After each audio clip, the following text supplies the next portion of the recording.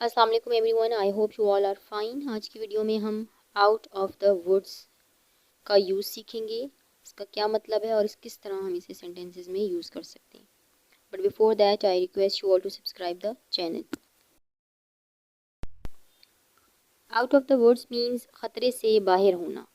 Let's check some examples. अब मैं ख़तरे से बाहर हूँ।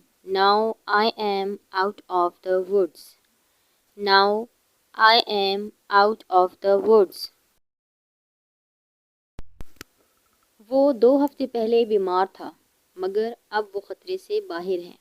He was sick 2 weeks ago, but now he is out of the woods.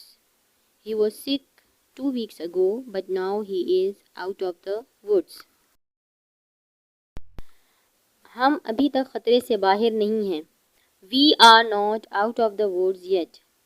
We are not out of the woods yet. वो जल्द ख़तरे से बाहर होगा। He will be out of the woods soon.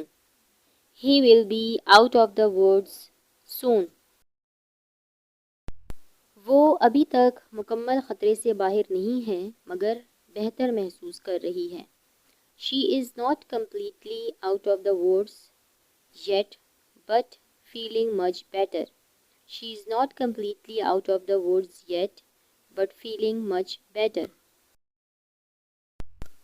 ख़तरे से दूर रहने की कोशिश करो या ख़तरे से बाहर रहने की कोशिश करो। Try to stay out of the woods.